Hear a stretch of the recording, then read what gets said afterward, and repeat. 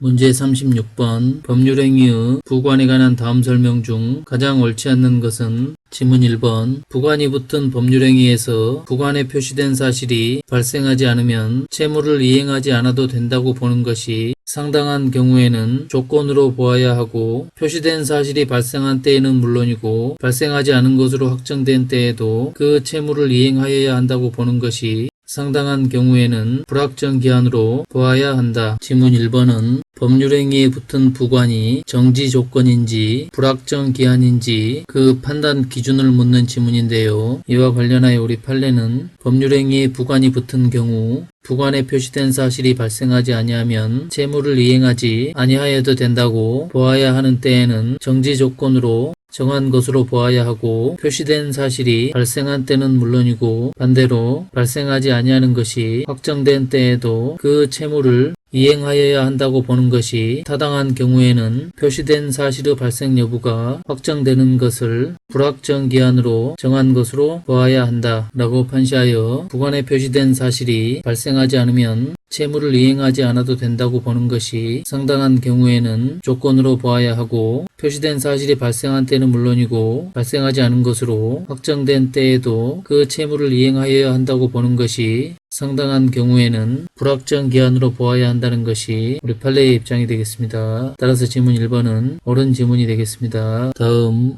지문 2번 조건을 붙이고자 하는 의사는 법률행위의 내용으로 외부에 표시되어야 하고 조건을 붙이고자 하는 의사의 표시는 그 방법에 관하여 일정한 방식이 요구되지 않으므로 묵시적 의사표시나 묵시적 약정으로도 할 수 있다. 지문 2번은 조건을 붙이고자 하는 의사가 있는지 판단하는 방법과 조건을 붙이고자 하는 의사의 표시를 묵시적 의사표시나 약정으로 할 수 있는지 그 여부를 묻는 지문인데요. 이와 관련하여 우리 판례는 조건을 붙이고자 하는 의사는 법률행위의 내용으로 외부에 표시되어야 하고 조건을 붙이고자 하는 의사의 표시는 그 방법에 일정한 방식이 요구되지 않으므로 묵시적 의사표시나 묵시적 약정으로도 할 수 있다는 입장인데요. 판결 여지를 보겠습니다. 조건을 붙이고자 하는 의사는 법률행위의 내용으로 외부에 표시되어야 하고 조건을 붙이고자 하는 의사가 있는지는 의사표시에 관한 법리에 따라 판단하여야 한다. 조건을 붙이고자 하는 의사의 표시는 그 방법에 관하여 일정한 방식이 요구되지 않으므로 묵시적 의사표시나 묵시적 약정으로도 할 수 있다. 이를 인정하려면 법률행위가 이루어진 동기와 경위, 법률행위에 의하여 달성하려는 목적, 거래의 관행 등을 종합적으로 고려하여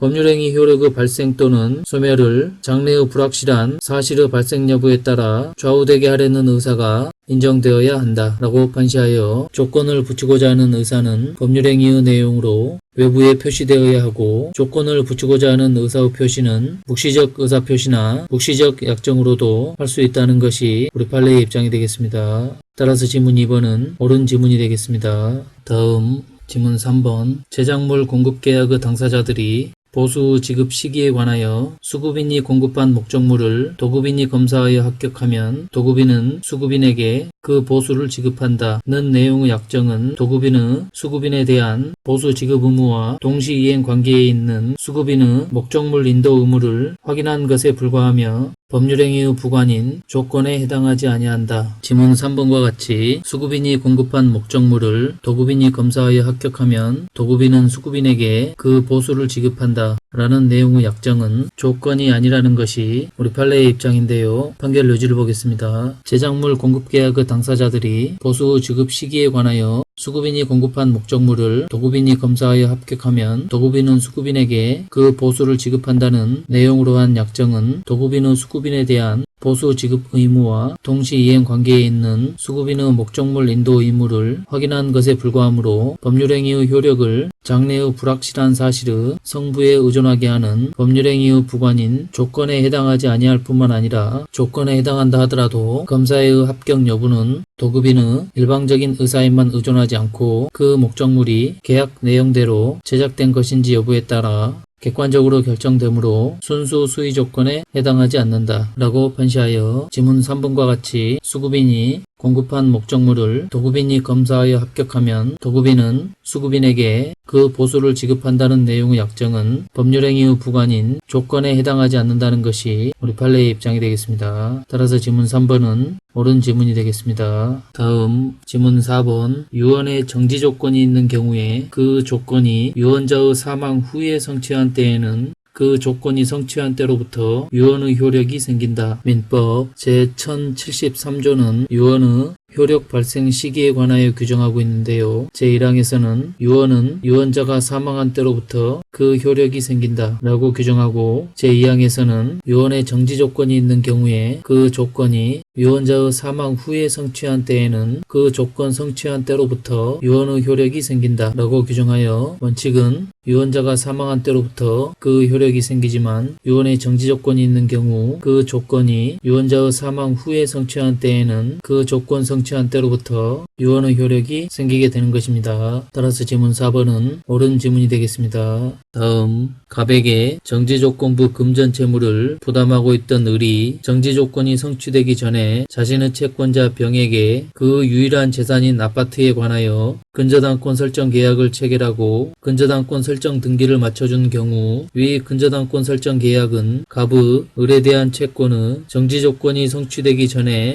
이루어진 것이므로 갑에 대한 관계에서 사회행위가 될 수 없다. 지문 5번은 을이 갑에게 채무를 부담하고 있던 상황에서 을의 유일한 재산인 부동산에 관하여 을의 채권자 병에게 근저당권 설정 등기를 맞춰주었는데, 이러한 을의 행위가 갑에 대한 관계에서 사회행위가 될 수 있느냐를 묻고 있는데요. 그런데 여기서 문제가 되는 것은 을이 부담하고 있던 채무가 정지조건부 채무였고 을이 병에게 근저당권 설정 등기를 맞춰준 시점은 그 정지조건이 성취되기 전이었다는 것인데요. 즉 정지조건부 채권을 피보존 채권으로 하여 채권자 취소권을 행사할 수 있는지 여부를 묻는 문제가 되겠는데요. 이러한 경우 우리 판례는 정지조건부 채권을 피보존 권리로 하여 채권자 취소권을 행사할 수 있으므로 이러한 근저당권 설정 계약은 채권자에게 사회행위가 된다고 보았는데요. 판결 노지를 보겠습니다. 공사 도급 계약의 수급인인 을 주식회사가 공사가 완공되지 못하고 중도에 계약이 해지될 경우 갑에게 일정액의 돈을 지급해야 하는 정지조건부 채무를 부담하고 있는데, 정지조건 성취 전 자신의 유일한 재산인 토지와 건물에 관하여